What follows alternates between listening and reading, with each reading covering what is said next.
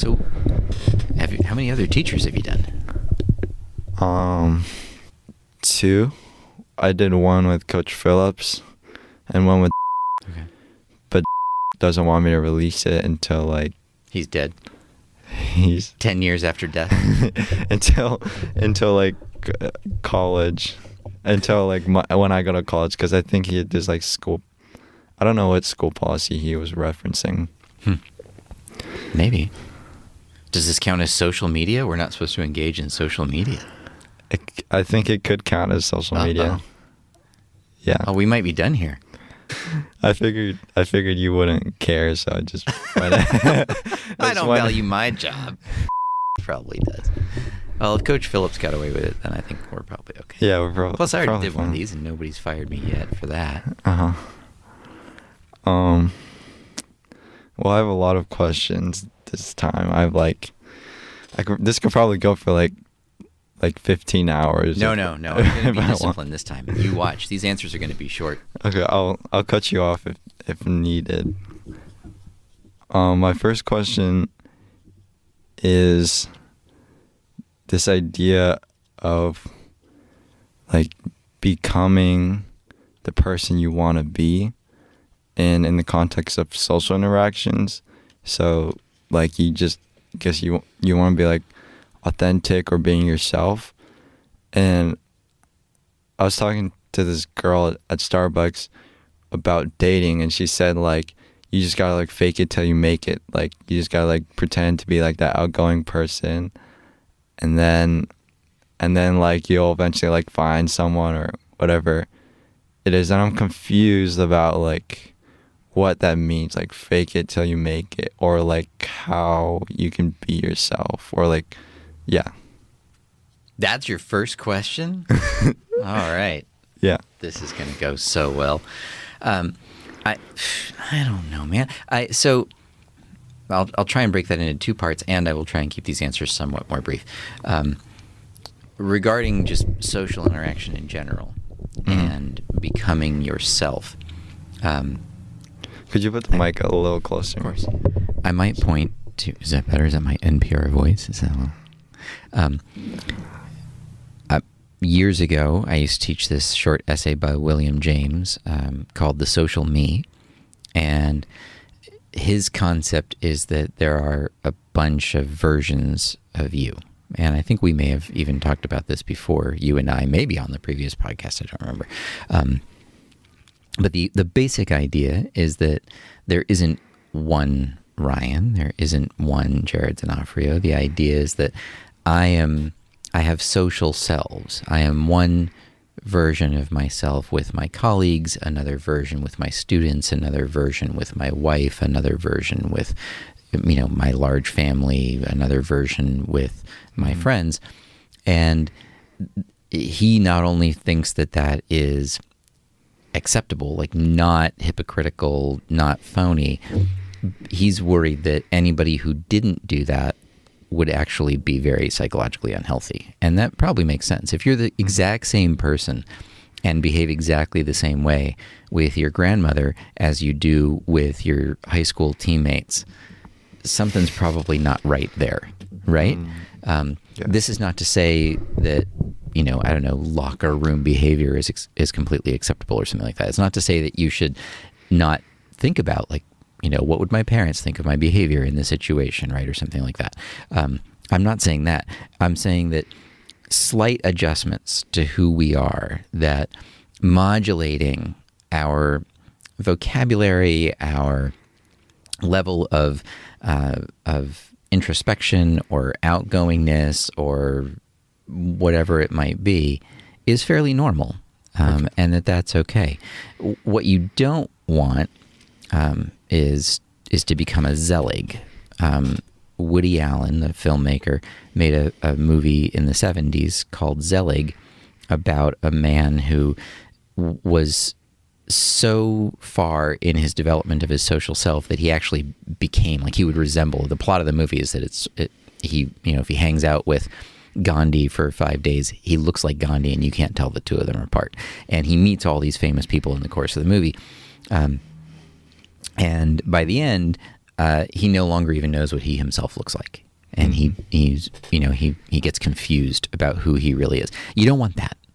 You don't want to be so eager to please and eager to blend that you lose some kernel of your own identity, right? Oh, I'm with a bunch of jocks. I'd better talk about sports and exclusively sports, even though that's not me. Or I'm with this girl and I know that this girl likes people who are funny, so all I'm going to do is crack jokes, even though I would not ordinarily do that. So you want somewhere between those two things, right? You don't want to be the socially broken person who has no social selves and who, like, this is what you get no matter who you are. This is exactly who I'm going to be. But you also don't want to be so flexible that you're a chameleon with no actual skin color. Right? Regarding dating, I don't know about this fake it till you make it phrase exactly, but I think that the girl that you were talking to in the coffee shop was probably pretty close to right.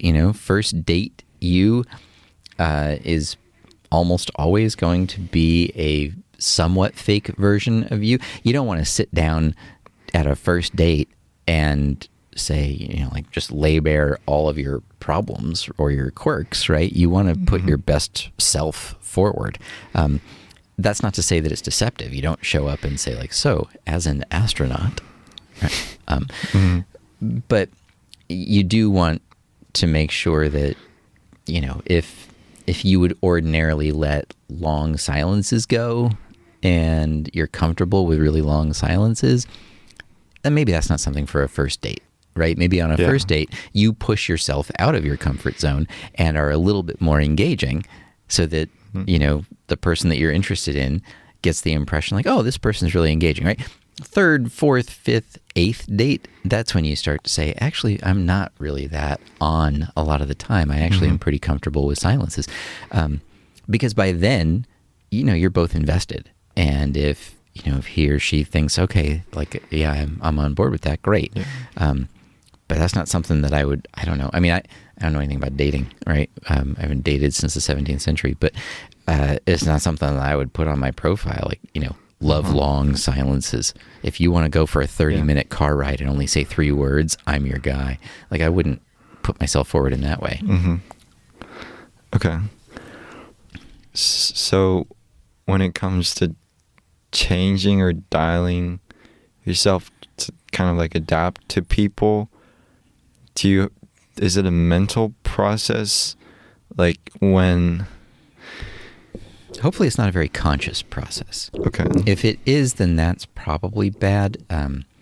There's a great short story that I suppose maybe I can recommend to your listeners, but that I will also say I would not teach with certain grade levels because it's got a lot of violence and some inappropriate language. But there's a writer named Nanakwame Adjei-Brenyah who wrote a story called The Finkelstein Five. It's a great story. It's a hilarious satire, a just vicious discussion about racism in America. But there's one little bit at the beginning where the main character, who's black, wakes up in the morning and decides to adjust his dial. It's not clear in the story whether this is magical and literal or just figurative, but he seems to have the ability to dial up or down his blackness. It may actually be, like in the story, a sort of science fiction-y thing, or he might just be metaphorically talking about the way that some people have to modulate their behavior for audiences that are different from them. I don't think you want that. If you have to consciously be, less yourself because the people around you wouldn't like your real self, that's bad, right? I'm talking about a kind of unconscious modulation where you're really doing it to make yourself and the people around you a little bit more comfortable, right? I'm with a group that doesn't go in for a whole lot of intellectual conversations. So maybe today I don't bring up, the fact that like somebody's joke just reminded me of this thing that Sartre said once to Simone de Beauvoir, right? I'm trying to read the room. And I guess maybe that is conscious, but not in the same way as like trying to dial up or down your basic identity, right? Yeah. It's more like this group wouldn't be comfortable if I made that reference. They wouldn't get it, and I would be uncomfortable the minute that I made that reference, because then I'd feel like I had to explain it. And so in this group, I'm not going to make that reference. And over time, I think that those kinds of adjustments, that might not have been the best example, but over time, those kinds of adjustments become essentially unconscious, right? So it's kind of out of goodwill, or like a willingness to or desire to connect with other people. Yeah, it is. It's a desire to connect. And when I say unconscious, I think it's because if you have to consciously do it, either there's something wrong with the other group who doesn't like who you are, as in the case of that story I mentioned, or there's something wrong with you, right? If you have to consciously decide not to drop F-bombs around your grandmother, you're probably swearing too much in your life, right? Yeah. That should be unconscious. You could, use one set of language with your friends and another set of language at work or with your family, and that, I would hope, is unconscious, right? If it's conscious, then like you probably got to ask yourself, like, why am I having a hard time, not dropping F-bombs in front of my grandmother? Got it.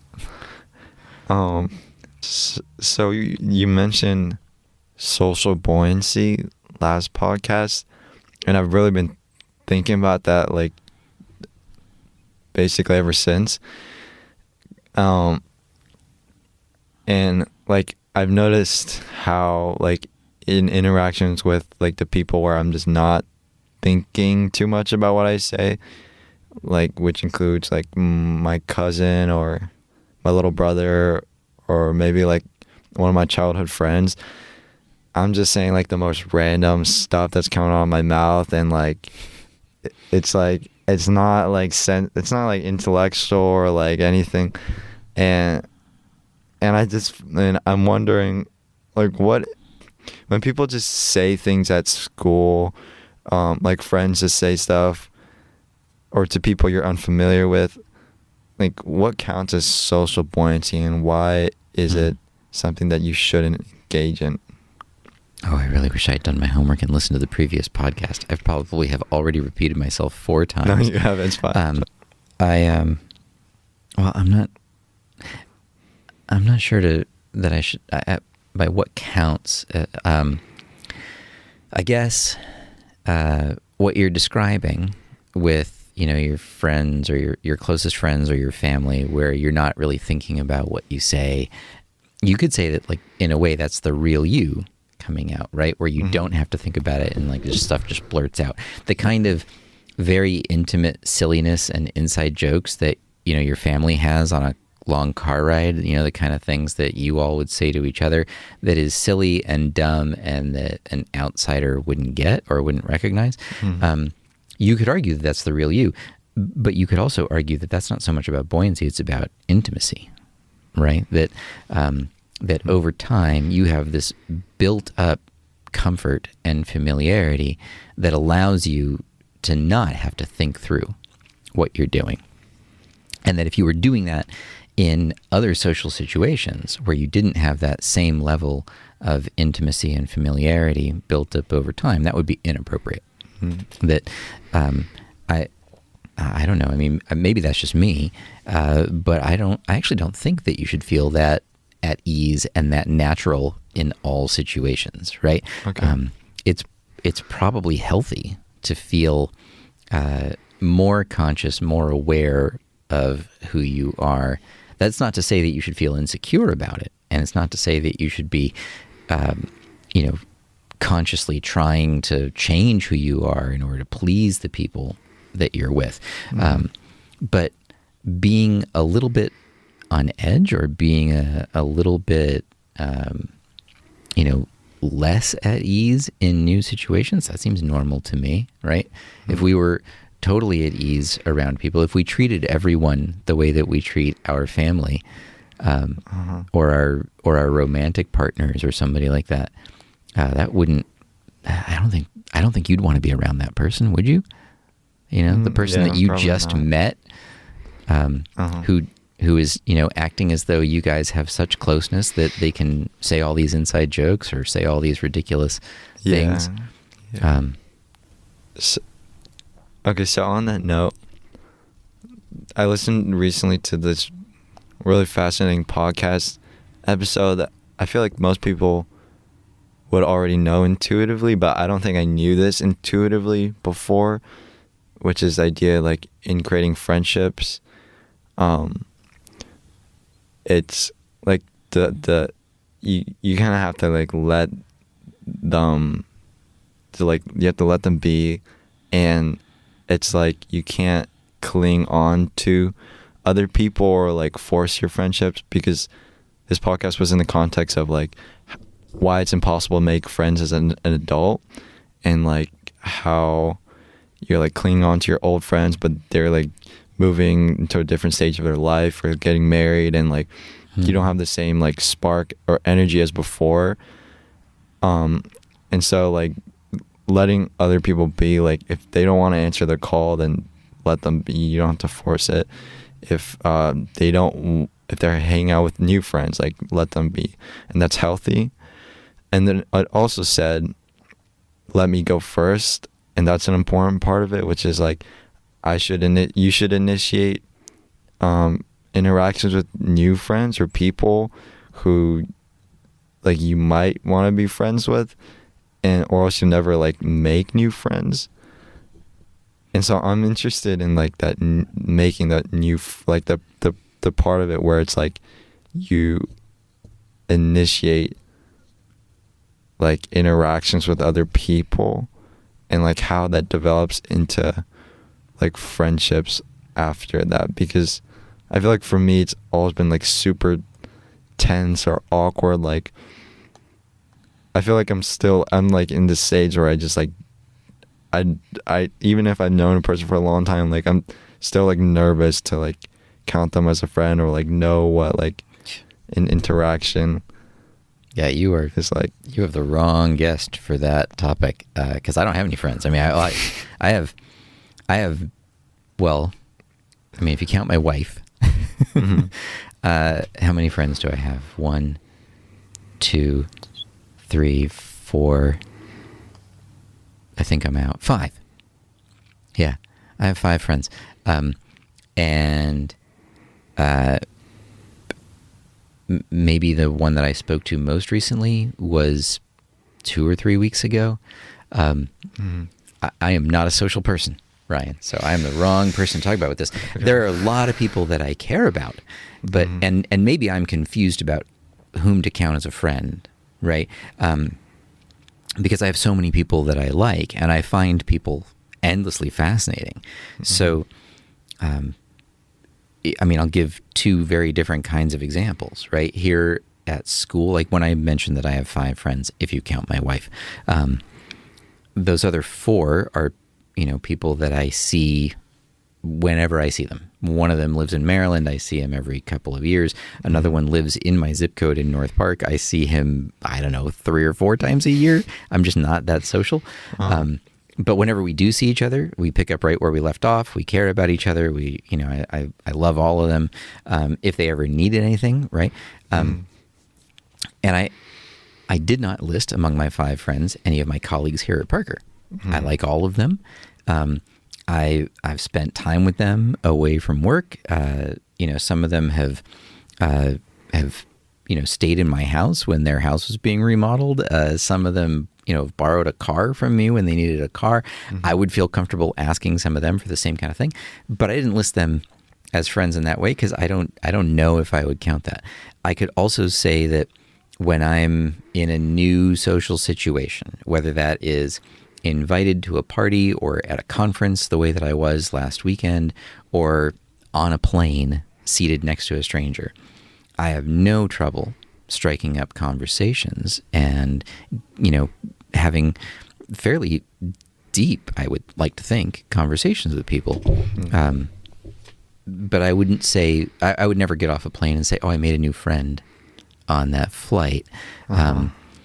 Partly because I'm just socially broken. I don't really seek people out. I'm happy to see them. when they come see me. But I'm just such an antisocial person. I mean, I would just stay in my room and read and write and hang out with my wife and my kids. I wonder how much time would pass before I would reach out to anyone other than that. Like if 3 days go by and I don't hear from my daughter, I'm going to text her or my son, right? Yeah. And if a couple of hours go by and I haven't seen or heard from my wife, I'm going to reach out. But outside of those 3 people, even my best friends, whom I really love and have known some of them since I was, much younger than you, I wonder how much time could pass before I would reach out. Like I'm just bad at those. So you're asking the wrong guy about these kinds of things. I don't know how friendship might get defined in that way. There's a lot of people, as I said, that I care about and like many alumni, for example, right? By now, I guess you could say hundreds, certainly many dozens of alumni that I keep, some kind of track of, or maybe I'm in some kind of touch with, and I'm thrilled to see them. I just reconnected with an alum at the conference that I went to. He's a grad student now in creative writing, and he was at this creative writing conference for teachers and writers and poets. And it was great to see him. I guess we're friends. I don't know how that works. I still think of him as a former student. I still think of my colleagues as colleagues. I think I'm probably just socially broken. If we count all those people as friends, then I have lots of them. Is your social need fulfilled by, do you think, your family? Like, if you didn't have your family, do you think you would seek out social, that social component of life more? That's a good question. I don't know. It's hard for me to imagine a different life. I mean, if I weren't married and I didn't have children, if I didn't have that kind of family, I would probably be some kind of forest ranger or something like that. I do think that I do crave social interaction, I suppose, right? But I don't know if it would just remain shallow, like if it would just be, occasionally I would go into restaurants, or I would strike up conversations with cashiers, or I would meet people on the hiking trail or in the visitor center. And, I also have this, know-it-alls pedantic need to teach people certain things, right? So if I'm at the zoo and somebody, a kid is asking, what is that? And the parent's like, I don't know. And they're, too lazy to read the label right next to them. I am likely to be that, jerk who leans over and says, oh, that's a Baird's tapir. That's the national animal of Belize. Let's talk about it, right? But beyond those sorts of shallow social interactions, it's hard because I do have a family, so I don't know if I would need that level of intimacy, and I would seek it out and look for like best friends and things like that. I have best friends. I love those best friends. I'm glad I have them. I don't know if I could manage or muster that if it weren't for them.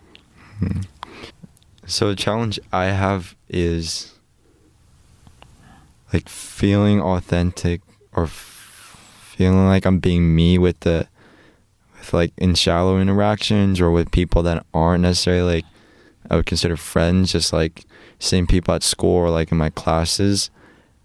And it's like I feel kind of bad that like I think I like them, like you were saying, you like all the faculty, and I feel like I could be friends with them, but I don't know why, like we're not, like why I'm not like friends with them, or like if I'm not doing enough, or if I need it, or if I don't need it. And then for the past like 4 years being in high school, I've been just like hyper aware of like the fact that I've been like I'm not like necessarily good at creating friendships, but like for the people who I do interact with, it I feel super like not me. And how do you mean not you? Like I come away, maybe it's just like social anxiety, or like thinking too much that people are thinking about me, and so that's kind of like lessened the past couple months and this year. but it's like not feeling like rejuvenated after I walk away, like feeling anxious after I walk away from an interaction, and like thinking about it, and like it like being something I crave and I need or I want, but it's like backfiring or like going not the right way. Well, there might be a difference between feeling that kind of anxious or regretful feeling or ruminating on what you said or did in the interaction, and feeling anxious about how they behaved. If it's that, then I think you just got to find a different crowd, right? Yeah. But if you're worried, if you're always second guessing your own previous interactions, I mean, that might just be part of growing up, right? You just start to get more comfortable in your own skin, or you start to get maybe less caring or something. I don't know. I'm coming off as some kind of sociopath here, and I don't mean to, but many people in my life have. There have been times when I have been surprised at a certain point by somebody saying that we were great friends, and I didn't know that. Like because I'm just so foolish and clueless. I'm really interested in people, genuinely interested in people, and I think that makes me a good listener. And maybe because of that, because I like to listen and because I like to hear people's stories and I'm interested in them, they assume that like we are developing this really close friendship, and maybe we are, and I just don't get it. But there have been times when people have said like, oh yeah, or like people will, move away from San Diego and like, I'm really going to miss you. And I think, me? You're going to miss me? Really? Like are we friends? Like, do we hang out all that much? Yeah. That's great. Right. And so I guess what I'm trying to say is that you may be doing much better in those situations than you think you are. As long as you're, a caring and attentive person, and in my experience you are, then you probably have more friends than you realize, or you are, you're coming off better in those situations than you think, and probably should ruminate on them a little bit less. Okay. Do you think there's a need to be or I don't know, because it might not apply to you, but maybe like in the context of other people, do you think there's a need to be in a group in your life, like a friend group? Because I think most people have that. Yeah, I might be, again, a little broken. My wife has a friend group, and I know that she thrives on it, and most people seem to need that. And I think that by and large, we are more lonely than we used to be, right? There was a famous book written in the late 90s by this columnist for the New York Times, now David Brooks, called Bowling Alone.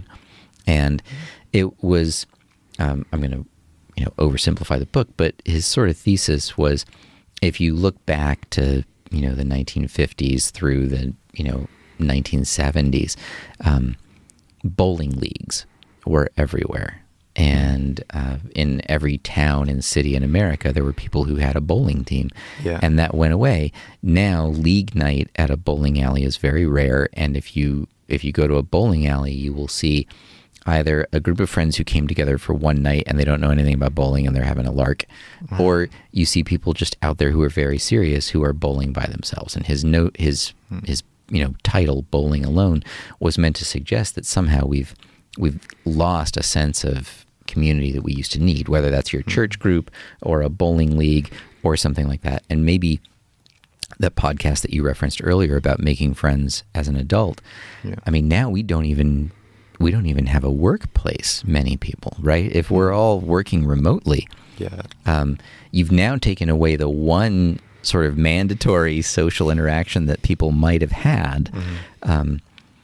Then add to that your generation and the generation between yours and mine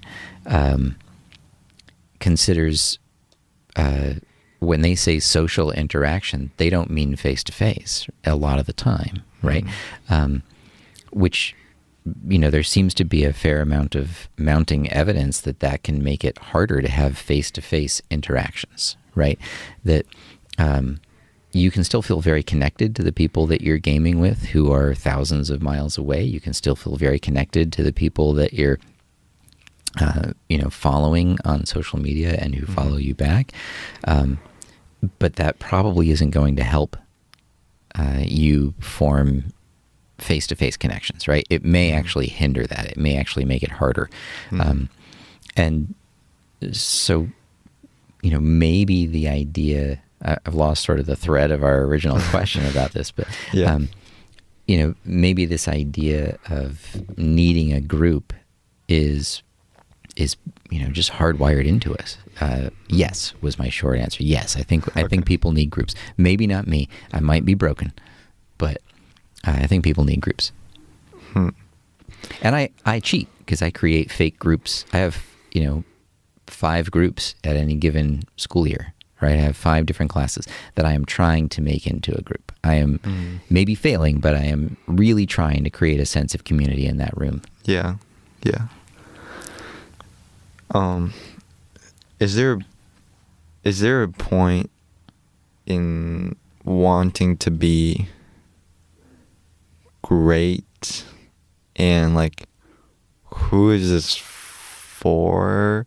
Like, do you ever think about like the idea of being recognized, or like wanting to not like die without like certain achievements, or it's like, I'm not saying like the unhealthy type of like you like your whole like self-worth is based on like this like greatness that you're going after, but some sort of like greatness in your life that involves other people. Well, I do kind of remember that the last time we talked, I shared my sort of basic philosophy of life, right? And that one big component of it for me is to touch as many lives as possible.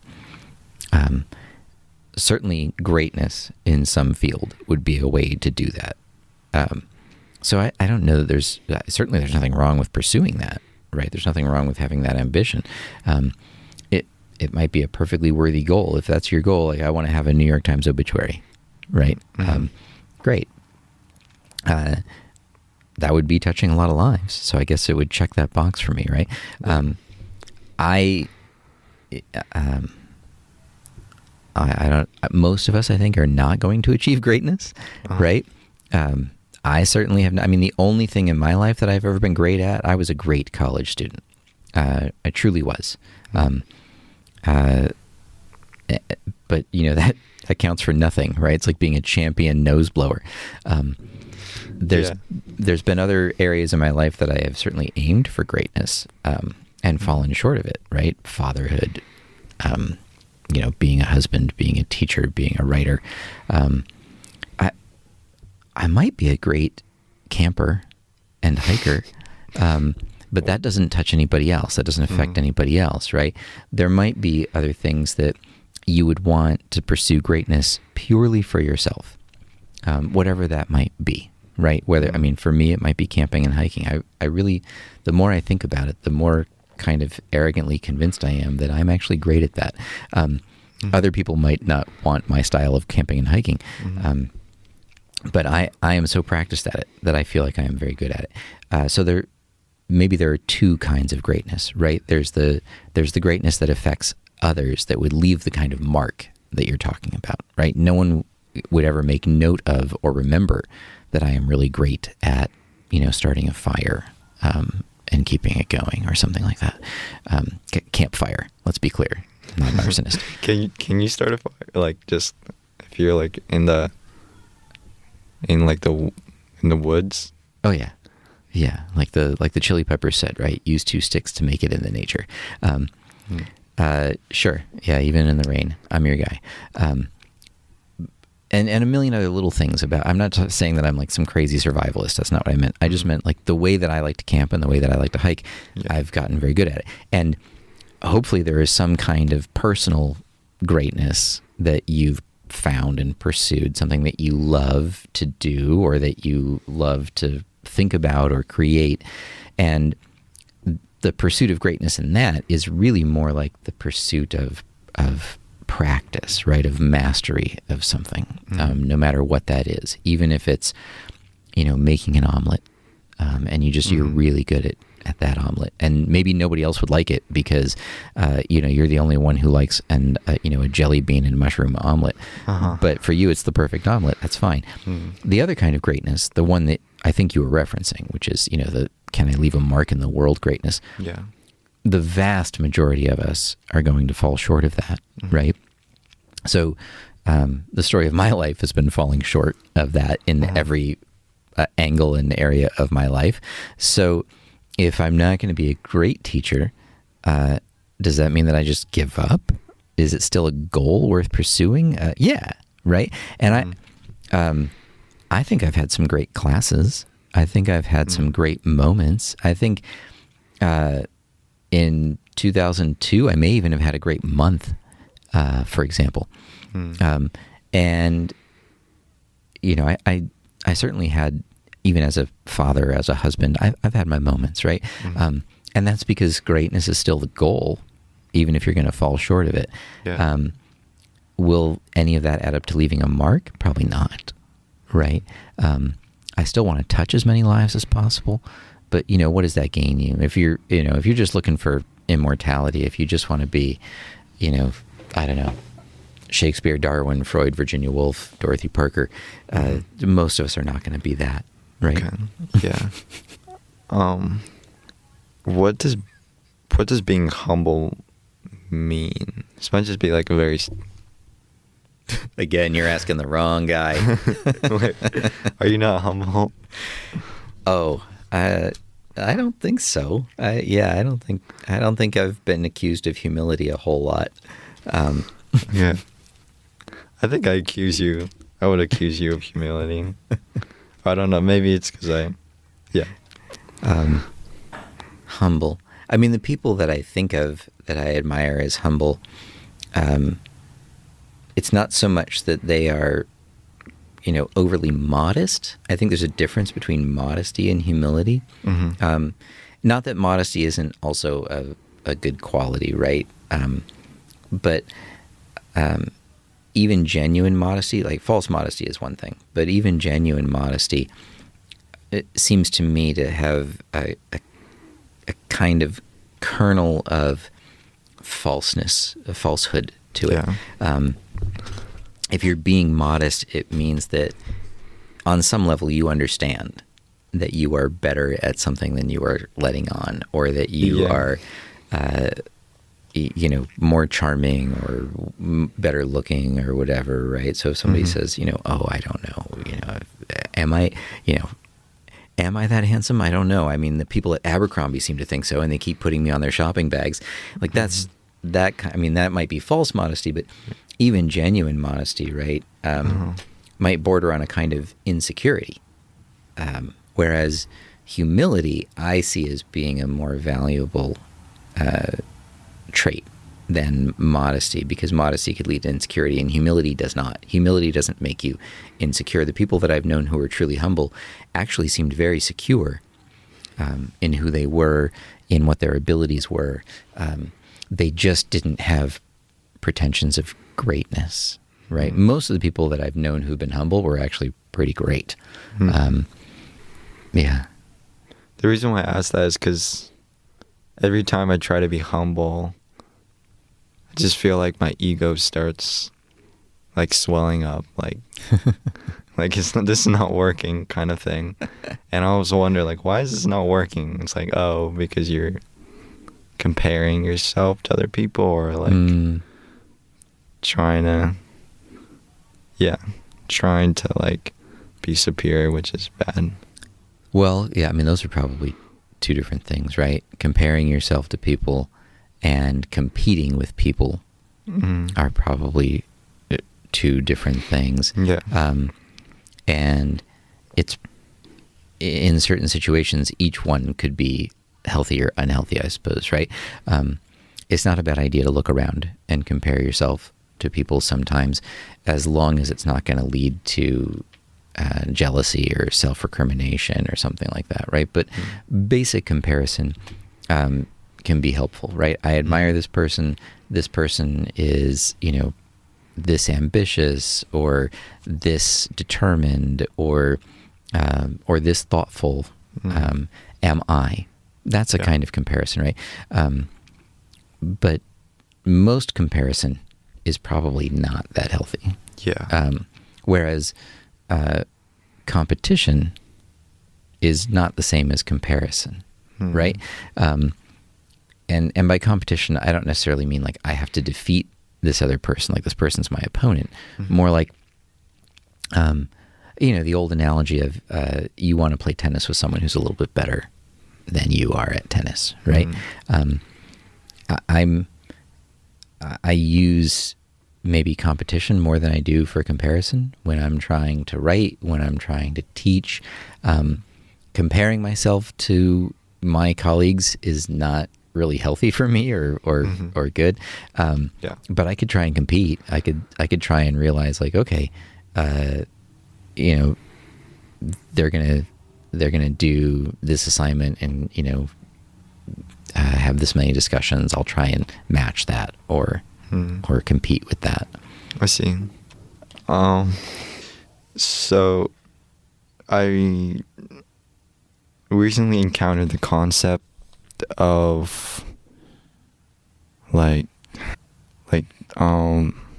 woman, or like kind of like masculinity and like femininity, or I don't know if it's exactly that, but like I was watching like this, there's like this, or it was like Tony Robbins was doing like a self-help event, and there's like there's this woman who like just wasn't like satisfied with her husband, like, and I think she wanted him to be more masculine, but he couldn't really, because it's like when he was younger he wasn't really like it because of his childhood basically, and then she like, and then after like he changed, and she was like, it was like the first time she said this was like the first time like I could be like naughty in bed, and I'm also like saw something else where it's like there's like almost like a desire to be submissive in bed, like some women saying that, and then like this idea of like masculinity of like this man changing, and I'm wondering like what are like masculinity and like femininity, or if those things are like actually real. Man, I'm starting to feel a little targeted by these questions. So far, we've established that I am antisocial, unfamiliar with dating, and now androgynous. Like, you're asking the wrong guy all of these questions. I got to be on the scale, on the masculinity scale. If it's a real scale, if it's a real thing, we're, I don't know, 0 point something. But so I mean, I'll try and take that seriously. I mean, the short answer is yes. Those are cultural constructs, right? There's the sort of basic biological fact of male and female sexes, and even that gets muddied, messed up, sort of genetic lottery loss, right? And some people are, it takes them years to figure out that they've been misidentified. But masculinity and femininity, those are concepts that have been around a long time. You might call them universal instead of just cultural or social, but with lots of variation across cultures and societies. But yeah, they're a construct. The more complicated and nuanced answer is that, yeah, there's something to that. I think I would hope that there is a big difference between being masculine and being macho as we understand the concept I'm not speaking specifically about Mexican culture, but about, the idea of a certain kind of masculinity that is more like machismo, that is more like what we associate with these outward signs. I mean, maybe I don't know what masculinity really is, but I would hope that that some of it is about care and sensitivity and desire to protect. And I don't know the guy that you referenced, or who, what advice he gave to this woman. But like the idea of wanting to be submissive, sometimes I don't know if that would be inherently feminine or not. Right? Yeah. There's this trope in our culture that says that, one is submissive and one is dominant. And, boy, there's a lot of men who seem to play into that, who seem to enjoy the idea of being dominant and not submissive. But I don't know. I mean, maybe I'm broken in yet another way, but I don't really see where I would enjoy either of those things. And I'm not speaking about like, kink or sexuality. I'm talking about like even in interactions with friends or family members. I don't, dominance is not my thing, and neither is submission. I think it would be something more like cooperation. I don't know. Yeah. I don't know if that's masculine or feminine. No, I think that makes sense. Because I notice how, like, starting in middle school, people start, like, boys start, like, dabbing each other up and, like, like, playing, like, talking about football, like, flag football or baseball or basketball, and, like, talking about sports, or, like, shouting at each other, or, like, messing around. And I maybe can relate to that a little bit. Like, if I wasn't shy or wasn't scared to interact with people, I might have done the same thing. But because I've been shy, like, the male interactions I've had, I think they would be considered on, like, the gentle side. Like, I just feel like it's not like, it'd be completely weird if I just suddenly, like, started dabbing up like Kyber, for example. Like, I just don't feel like that's like, maybe that'd be like funny as a joke, but not, I don't think it'd be like my natural go-to. And so I'm wondering if those things are part of male friendship, or if that's just part of, like, the social construct that you're talking about. At some point, you're going to ask me a question that's in my wheelhouse. I mean, again, I will say I don't know, because I didn't have those kinds of male friendships. Even when, I was an athlete 1,000 years ago, I may have, again, in a kind of social self way, I may have adjusted to the locker room. But I was never the kind of guy who was into, let's stand a certain distance apart and run toward each other and bump chests, right? Part of it, I think, may have come from, I don't know what it came from. I was going to say intellectual snobbery. I'm not sure. But because I associate that not so much with masculinity as with just aggressiveness. And, for me, aggression was saved for what was on the field or on the wrestling mat or around the track. And then the minute that I was off that, I had no interest in that kind of stuff. So I don't know. I mean, I always think that that's just because boys are told or shown, somehow directed, that they shouldn't be open and emotional, right? And everybody needs interaction. Everybody needs intimacy. What do the social psychologists say, right? 7 significant touches a day. We've talked about it. I think that, teenage boys are so desperate for those 7 significant touches because they've hit a stage where again, the culture and maybe even their own feelings about their bodies and their hormones has told them that they need to shrug off hugs from their parents now, or they can't be as close with their siblings as they were. Mm-hmm. And so they're not getting that. And if they don't have a significant other, if they don't have a romantic partner, then what's left? I guess I could, punch my buddy in the arm, and I'll call that a significant touch, right? Mm-hmm. And I guess he can slap me on the back of the head, or maybe we can, high five each other in the hallway. At least that's something. Whereas our culture lets girls continue to have those significant touches, right? They can hang all over each other on their way to the bathroom together, and nobody cares. Mm-hmm. We can't even share a dessert, right? That's supposed to be the big social rule. Straight guys can't share a dessert.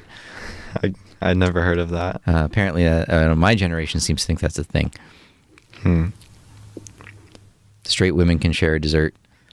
All gay people can share dessert. All queer people can share desserts of any kind they want. Yeah. Two straight guys, we can go out to dinner together and just have dinner, but we can't share a dessert. The minute that you take a bite of my tiramisu, we've crossed some kind of line. I've never understood that. Yeah, that's really strange. I think like some examples of where I feel like it's not socially acceptable, or I'd feel awkward doing it, I think, is like just hugging like a male friend in like a public setting, or like not as a like just genuinely hugging them, mm-hmm. not as a joke, mm-hmm. Or like just like sitting close to each other, or like touching each other. Yeah, I don't know. I think that might be changing, and I kind of hope it is, but it might not happen fast enough, right? And of course, it is cultural, and it's different in different circumstances, right? It's normal in the Arab world for men to hold hands. Really? Yeah. Wow, I didn't know that. That's kind of cool to think about. So I do have I think this question you might be able to answer. It's because it's about family. But I feel like it's hard to say I love you to my brother or to my parents without feeling super cheesy, or like I don't know if I genuinely mean it, because I'm not even when I try to not take for granted things, I'm just I somehow it's more, it makes more sense to say it to a friend or to a romantic partner, but not to my parents. What is this for? Yeah. Well, when you say what is it for, do you mean because it should go without saying? Because I could kind of understand that. I could kind of understand somebody saying, yeah, we don't say I love you a whole lot in my family because we have nothing to prove. It's just a given that we love each other. And I suppose I understand that. It's not the way that it is in my family. I could also see where somebody would see, saying it so often as being sort of worthless, right? You're not saving it for special moments or something like that. My son and I, though we are very close, I was texting with him on my way over here, and he's 30 and married, and we're still very close. But this, I don't mean to overshare for him on his part, but hopefully you don't have listeners in the hundreds of thousands who know him or something like that. It's not a secret among his friends even, or in his life, that he has pretty severe ADHD, and one symptom of that is that at the point in his life that we were just talking about, the teenage boy part of life, when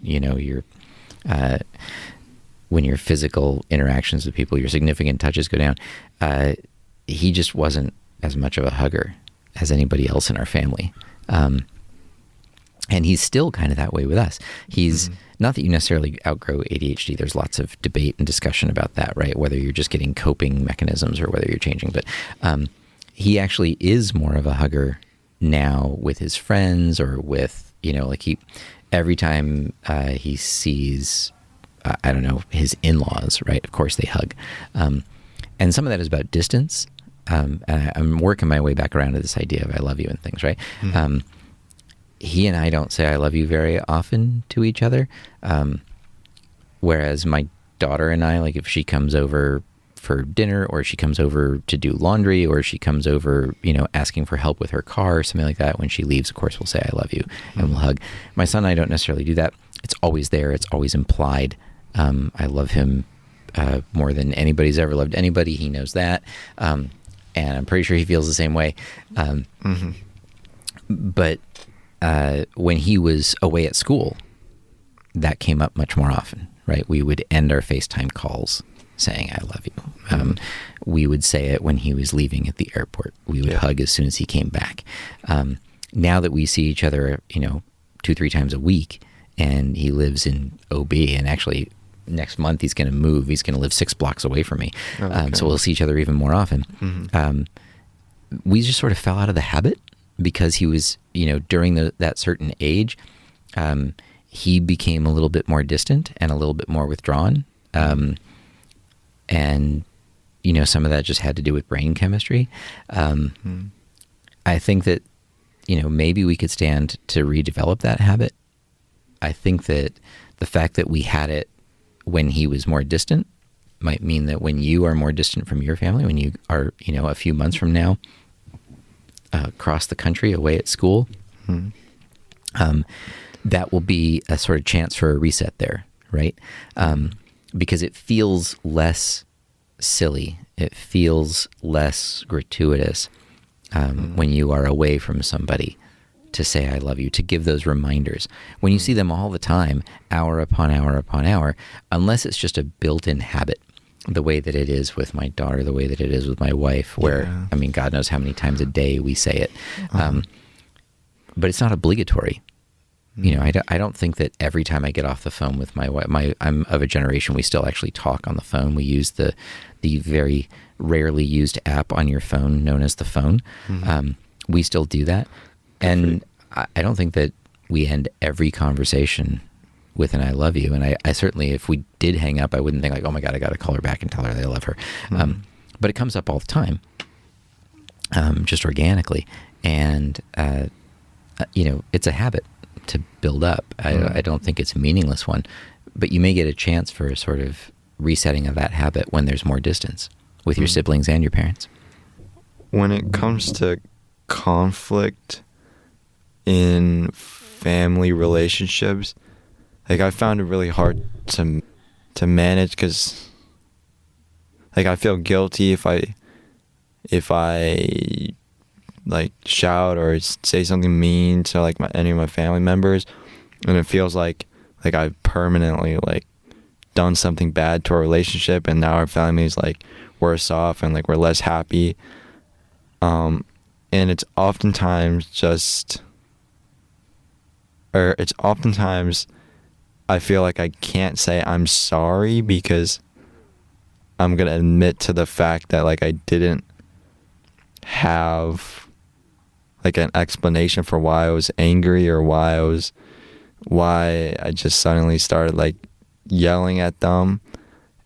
And also the sense that like sometimes I just feel like my parents, like either it's my like parent or my brother getting on my nerves, or like my parents are like just like telling me things that I already know, or like being too bossy with me. And I don't know how to like go forward like in like a healthy way. Well, not to fall on ethnic stereotypes, but man, you are so not Italian, because we just yell all the time, or everybody thinks we're yelling and it's just talking, and which makes apologizing easy in some circumstances, but it also means that it's also just not necessary sometimes, because there's a difference maybe between saying I'm sorry for your reaction, saying apologizing for losing your temper, and that's separate from admitting you were wrong about something, right? You might not feel you were wrong. You might feel that your brother was being really annoying, or you might feel that your parents were overbearing or were too condescending, and they are not extending enough trust to you in this particular circumstance. They've told you this a million times.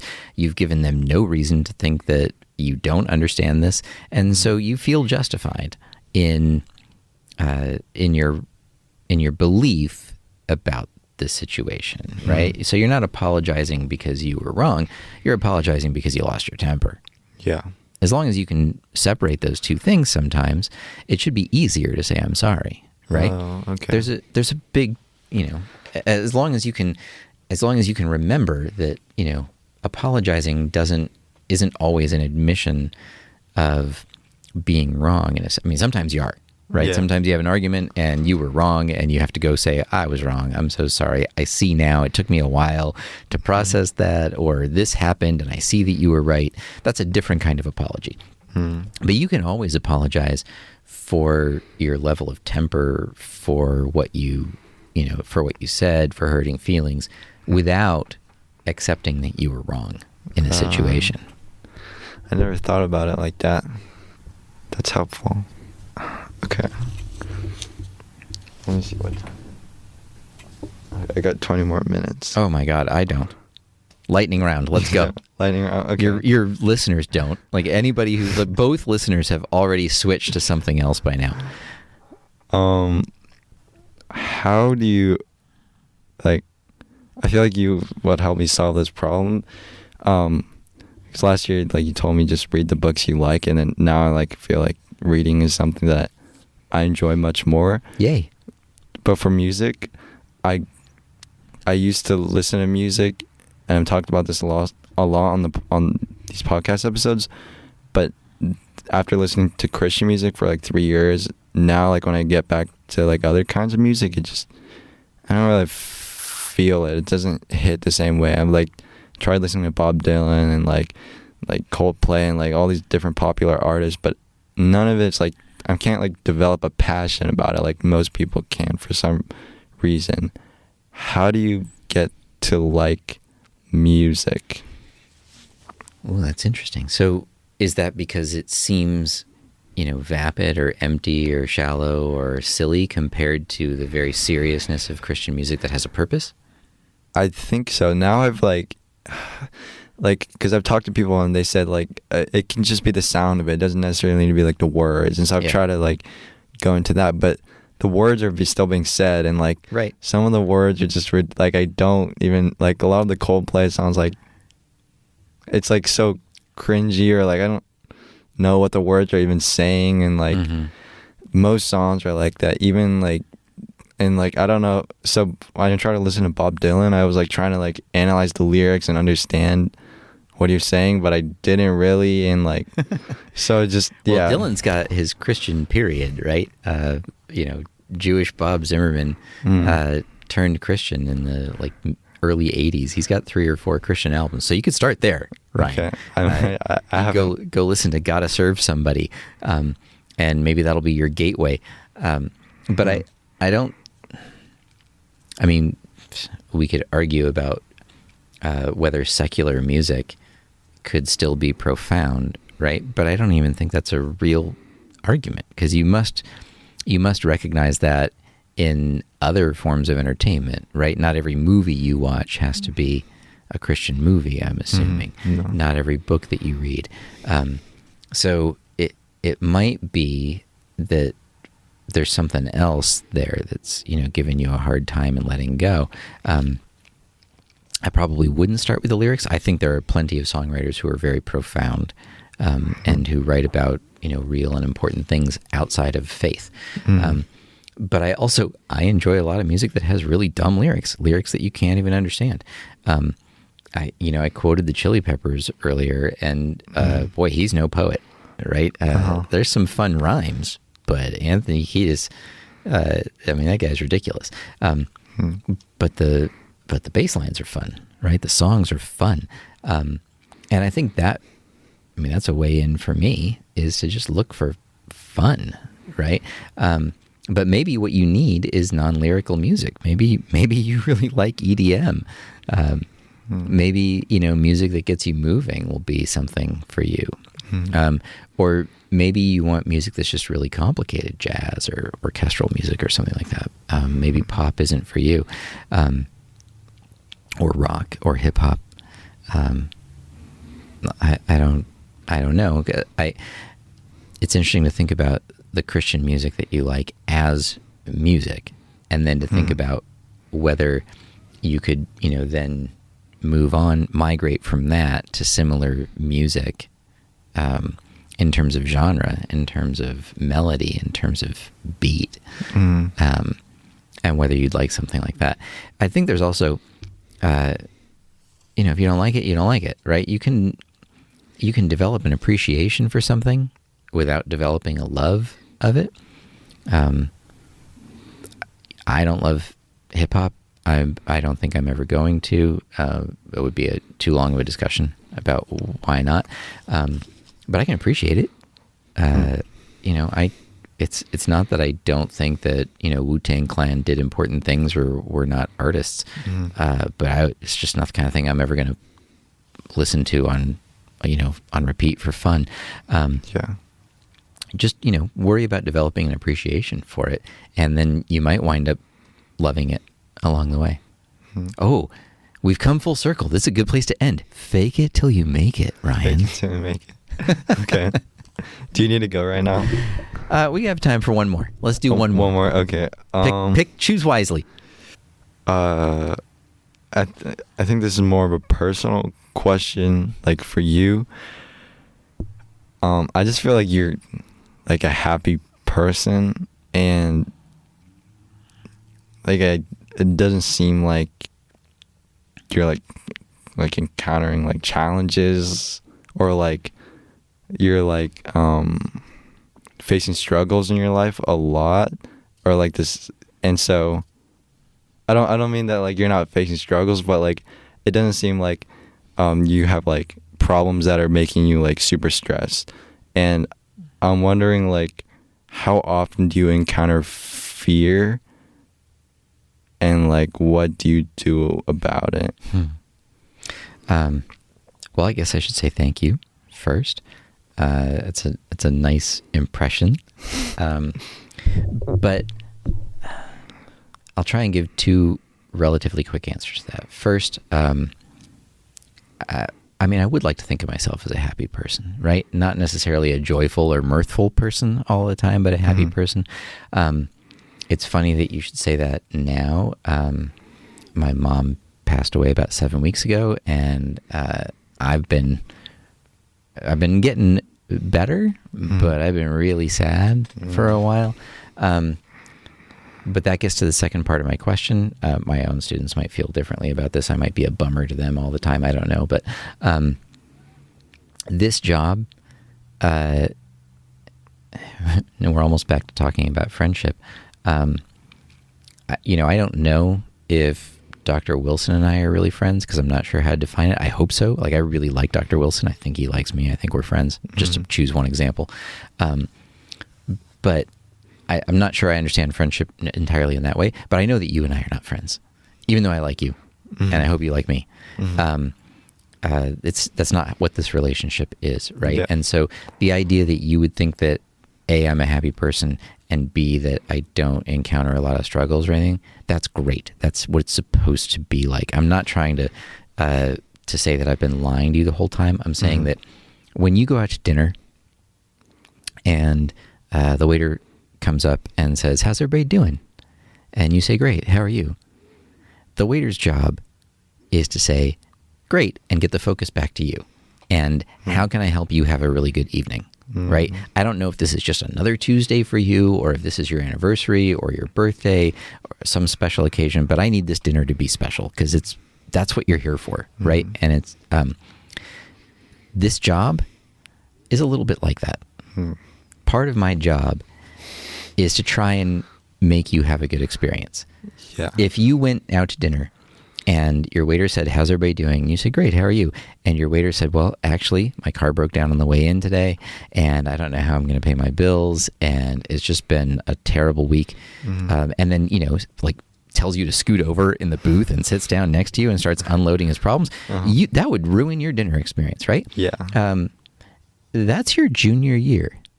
You only get one junior year. I'll be here next year, and I've had juniors 29 times now. And you're supposed to think that I am happy, and you're supposed to think that I am having a great day because I'm trying to make your junior year great. I'm trying to make sure that I don't ruin your dinner, man. Yeah. That's what I mean by you and I aren't friends. And please don't take it the wrong way. No, for sure. I'm so grateful and glad that you think I'm a really happy person, that I don't have a lot of struggles, because my job is not to unload those on you. My job is to come in and be positive and be passionate and enthusiastic about the conversations that we're going to have. That's not to say that I'm an unhappy person. I don't want to make it sound like that. Okay. I'm just a sad sack all the time. But the people that I'm sad around and the people that I turn to and the shoulders that I cry on, they're not 17. Okay. Yeah. Okay. I'm really sorry. That was a terrible note to end on. Like, you and I are not friends. That was kind of sad. Yeah. But no, I get it though. It makes sense. Okay. I appreciate you for coming on.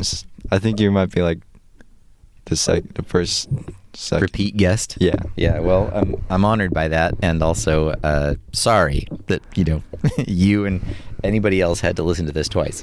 Thanks for having me back, though. Yeah. Okay. Peace.